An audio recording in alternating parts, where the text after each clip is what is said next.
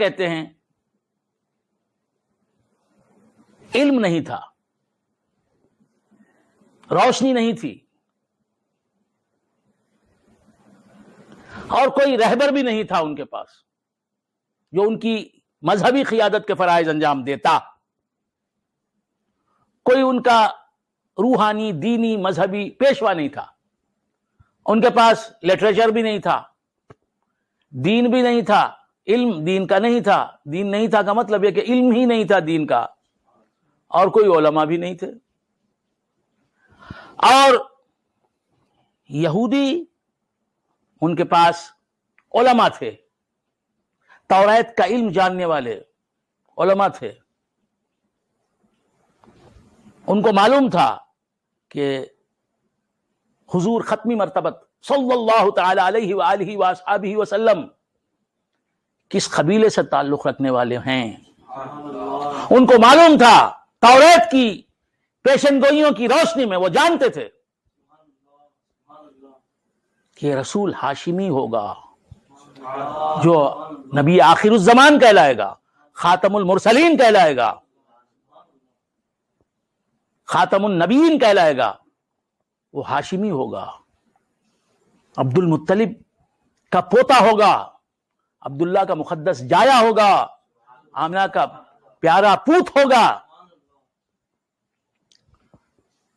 وہ جانتے تھے وہ مکے میں پیدا ہوگا. وہ جانتے تھے توریت کے علم کی روشنی میں کہ وہ ہجرت کر کے مدینہ جائے گا، وہیں اس کی وفات عمل میں آئے گی، وہیں اس کی وفات ہوگی.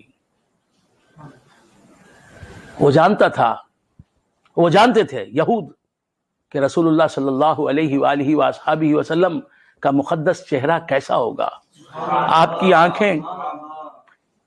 آپ کی آنکھوں میں کیا حسن ہوگا، آپ کے ابرو کتنے حسین ہوں گے، آپ کے ابرو کیسے ہوں گے، آپ کی بینی مبارک، ناک شریف کیسی ہوگی، آپ کے لب و دندان کیسے ہوں گے، آپ کی مسکراہٹ کا انداز کیا ہوگا، آپ کے رخسار کیسے ہوں گے، آپ کا رنگ کیسا ہوگا، آپ کا خد کیسا ہوگا، آپ کی چال کیسی ہوگی، لوگوں کے ساتھ آپ کا برتاؤ کیا ہوگا، آپ کی گفتگو کا لہجہ کیا ہوگا، آپ کی پسند اور ناپسند کیا ہوگی، آپ کا پیغام کیسا وقیح ہوگا، کیسا عمیق ہوگا، کیسا دلنشیں ہوگا.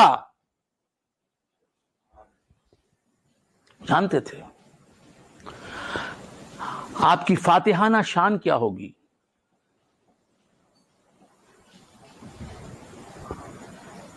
یہ جانتے تھے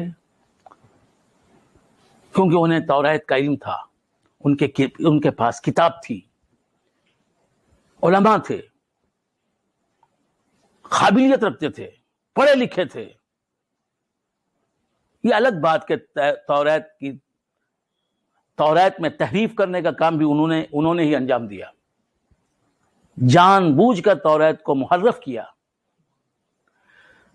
توریت میں حذف و اضافے کا کام انجام دیا انہوں نے.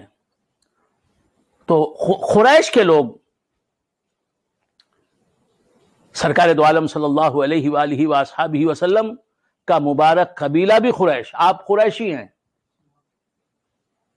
اور قریش میں جو انسانیت نواز طبقہ تھا وہ تو حضور کا غلام بن گیا، بندہ بے دام بن گیا، آپ کا حلقہ بگوش بن گیا. اور جو انسانیت سے نفرت کرتے تھے، جو ایام جاہلیت پر نازاں تھے، وہ لوگ حضور کے حلقہ بگوش ہونا پسند نہیں کیا. تو یہ کفار قریش کے کافر یہ یہودیوں کے پاس پہنچے، علماء یہود کے پاس جا کے ان سے کہا کہ کچھ کرو، محمد کا پیغام تیزی کے ساتھ پھیلتا جا رہا ہے. جو اس پیغام کو سن لیتا ہے ایک مرتبہ، وہ محمد الرسول اللہ صلی اللہ علیہ وآلہ وآصحابہ وسلم کا گرویدہ بن جاتا ہے، بندہ بے دام بن جاتا ہے. جس کے کانوں میں رسول ہاشمی صلی اللہ علیہ وآلہ وآصحابہ وسلم کے پیغام رس گھولنے لگتا ہے، وہ محمد عربی صلی اللہ علیہ وآلہ وصحبہ وسلم کے دین کو خوشی خوشی قبول کر لیتا ہے, داخل اسلام ہو جاتا ہے. کتنے قریشیوں نے اب تک دین اسلام کو قبول کر لیا, حالانکہ ان کے باپ دادے مشرک تھے, بت پرست تھے, ہمارے دین پر قائم تھے, لات و حبل کو ماننے والے تھے, لیکن آج وہ خدا وحدہ کا کلمہ پڑھنے لگے ہیں, اندیکھے خدا کو ماننے لگے ہیں. تو کچھ تو کرو, کوئی تدبیر نکالو. ہم کیا کریں؟ اس محمد صلی اللہ علیہ وآلہ وصحبہ وسلم کی پھیلائی ہوئی دعوت کو کس طرح سمٹنے اور سکڑنے پر مجبور کریں؟ اس کے پھیلاؤ کو کس طرح بند کریں؟ کیا کریں؟ کچھ ایسا کام بتاؤ ہمیں.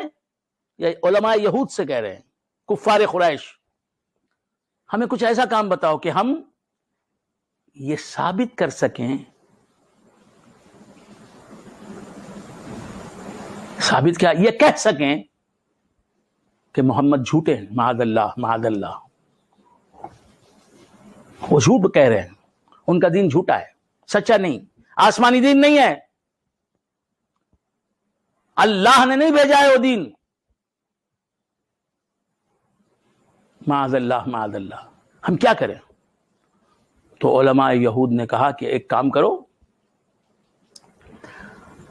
محمد صلی اللہ علیہ وآلہ وصحبہ وسلم سے 3 سوال کرو. پہلا سوال ان سے یہ کرو کہ اصحاب کہف کون تھے, کیا تھے, ان کا واقعہ بیان کرو. اصحاب کہف کا واقعہ ان سے پوچھو. دوسرا سوال ان سے پوچھو کہ سکندر ذوالقرنین کون تھے, ان کا واقعہ کیا ہے, یہ ان سے سوال کرو. تیسرا سوال ان سے کرو کہ روح کیا ہے, روح کی حقیقت کیا ہے.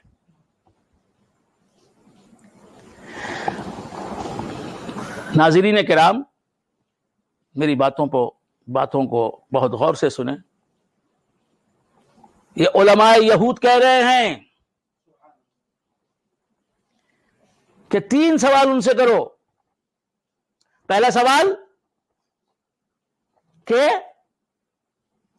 یہ اصحاب کہف کون تھے, کیا تھے, کس خاندان سے تعلق رکھتے تھے, ان کی تفصیل پوچھو, ان کا واقعہ تفصیل کے ساتھ پوچھو. پھر ان سے پوچھو کہ یہ سکندر ذوالقرنین کون تھے, تفصیل کے ساتھ اس سوال کا جواب ان سے لو. اور پھر ان سے پوچھو کہ روح کیا ہے, روح کی حقیقت کیا ہے, روح کی ماہیت کیا ہے, روح کی کنہ کیا ہے. اور سنو, یہ علماء یہود کہہ رہے ہیں, اور جو کہہ رہے ہیں توریت سے جو انہیں علم ملا تھا اس کی روشنی میں کہہ رہے ہیں. وہ کہہ رہے تھے علماء یہود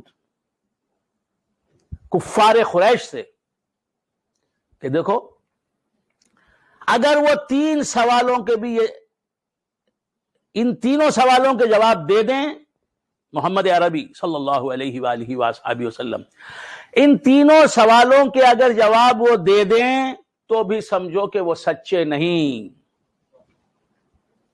یاد رکھو, اگر وہ ان تینوں سوالوں کے جواب دے دیں تو وہ سچے نبی نہیں ہیں. اور اگر محمد عربی صلی اللہ تعالی علیہ وآلہ وصحبہ وسلم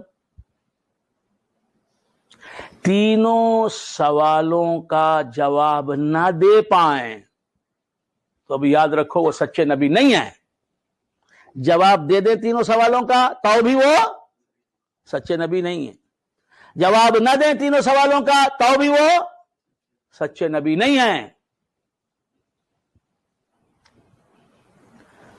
اگر وہ پہلے 2 سوالوں کا جواب دے دیں اور تیسرے سوال کا جواب نہ دیں تو سمجھو وہ سچے نبی ہیں۔